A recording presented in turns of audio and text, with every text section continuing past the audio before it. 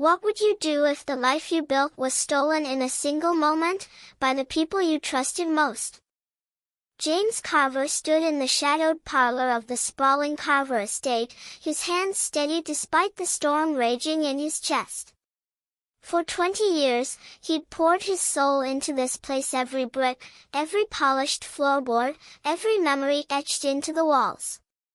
This was his legacy, built from late nights at the law firm, sacrifices of time with his children, and a marriage that had frayed at the edges but still held. Or so he thought. Tonight, the air felt different, heavy with betrayal, as his wife, Laura, and her sister, Claire, stood across from him, their laughter cutting like glass. "We've been planning this for months, James," Laura said, her voice dripping with a venom he'd never heard before. Her auburn hair caught the chandelier's light, but her eyes were cold, calculating. "The estate's ours now. You're out." Claire, leaning against the mahogany table, smirked. "Sorry, man," she said, her tone mocking. "You didn't see it coming, did you? The will's airtight. Dad left it to us, not you." James's gaze flickered between them. The will. His father-in-law, Richard, had passed 6 months ago, leaving behind this estate, a sprawling mansion on acres of rolling hills, worth millions. James had been Richard's right hand, managing the property, growing its value, believing it was his family's future. But Laura and Claire had other plans. They'd produced a new will, one James had never seen, claiming Richard had changed it in secret, naming them as sole heirs. The document was pristine, notarized, and, according to their smug lawyer, Mr. Hargrove, incontestable. "You really thought you'd get it all?" Laura said, stepping closer. Her perfume, once comforting, now stung his senses. "You're just the hired help, James. Always were." The words landed like a punch, but James didn't flinch. He'd spent years reading people in courtrooms, spotting lies in the twitch of an eye or the quiver of a lip. Laura's confidence was too polished, Claire's smirk too rehearsed. Something was off, but he couldn't place it yet. His mind raced, replaying every moment leading to this ambush. The late-night whispers between the sisters, the sudden meetings with Hargrove, the way Laura had distanced herself, claiming stress. He'd chalked it up to grief over Richard's death. Now, it was clear, they'd been plotting. "I trusted you," James said quietly, his voice steady but laced with pain. "Both of you. This isn't just about the estate. It's about us, Laura. Our family." Laura's laugh was sharp, brittle. "Family? You were always married to your work, James. The kids barely know you. I'm done pretending." Claire crossed her arms, her eyes gleaming. "Sign the papers, James. Walk away. You'll get a little something for your trouble." The papers lay on the table, a neat stack beside a pen. James stared at them, his heart pounding. He could fight this in court, drag it out for years, but the cost financially, emotionally would destroy what little he had left. His children, Emma and Lucas, were upstairs, oblivious to this betrayal. He thought of their faces, their trust in him, and something hardened inside. He wasn't done yet.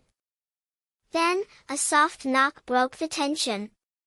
The door creaked open, and Mrs. Evelyn Porter stepped in. The elderly housekeeper, who'd served the Carver family for decades, clutched a small, leather-bound notebook. Her hands trembled, but her eyes were sharp, resolute. James hadn't expected her tonight. She'd retired months ago, after Richard's death.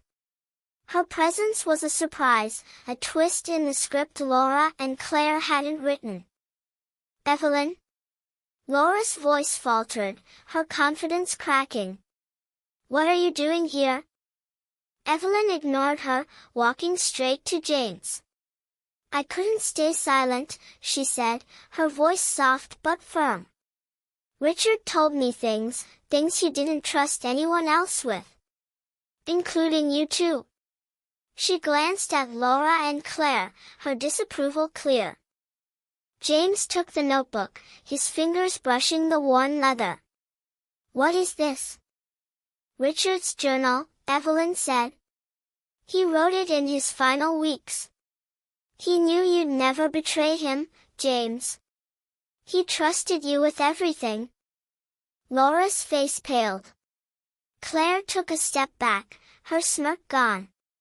James opened the journal, scanning the familiar scrawl of Richard's handwriting. Page after page detailed his fierce suspicions that Laura and Claire were manipulating him, pressuring him to change his will. One entry, dated a week before his death, was circled and read, "If anything happens to me, James must know. The estate is his. The new will is a forgery. I never signed it." The room went silent. James's pulse thundered as he read the words again. A forgery. He looked up, meeting Laura's eyes. She was frozen, her bravado crumbling. Claire stammered, "That's nonsense. He's lying." But Evelyn wasn't done. "There's more," she said, pulling a small USB drive from her pocket. Security footage from Richard's study. He recorded every meeting with Hargrove. You'll see Laura and Claire there, pushing him, threatening him. Richard was sick, weak, but he never gave in. James's mind clicked into place. The pieces fit the secretive meetings, the too perfect will, the way Laura had avoided his questions about Richard's final days. He turned to her, his voice low but deadly. You thought you could erase me. You thought I'd just walk away. Laura's lips trembled, but she said nothing. Claire grabbed the papers from the table, as if to tear them, but James stepped forward, his presence towering. Don't, he said. It's over. He pulled a folded document from his jacket, his own trump card. I had a feeling something was wrong, he said. So I did some digging. This is Richard's original will, filed with his old attorney, Mr. Grayson, before you two got to Hargrove. It names me as the executor and primary heir, with trust funds for Emma and Lucas. It's ironclad. Laura gasped, her hand flying to her mouth. Claire's face twisted in rage. You're bluffing, she spat. Am I? James said, his smirk mirroring Claire's earlier one. He handed the document to Evelyn, who nodded, confirming its authenticity. Grayson's already filed it with the court. Hargrove's been disbarred for fraud. You're done. The weight of his words settled over the room. Laura sank into a chair, her defiance shattered. Claire stormed toward the door, but James's voice stopped her cold. You can leave, but you're not taking anything. Not the estate, not my kids, not my dignity. Evelyn placed a hand on his arm, her eyes warm with pride. Richard always said you were the son he never had, she whispered. James nodded, his throat tight. He thought of Emma and Lucas, of the future he'd almost lost. This wasn't just about the estate, it was about reclaiming his life, his truth. He looked at Laura, who was staring at the floor, tears streaming down her face. Part of him wanted to comfort her, to salvage the love they'd once had. But that love was gone, buried under her betrayal.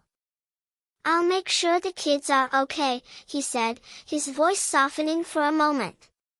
But you? You're on your own. As Laura and Claire left the parlor, their footsteps echoing in defeat, James stood tall. The estate was his, but more importantly, so was his resolve. He'd been broken, betrayed, but he'd risen stronger. For his children, for Richard's memory, and for himself, he'd fight on. The night stretched ahead, but for the first time in months, James felt the weight lift. The storm had passed, and he was still standing.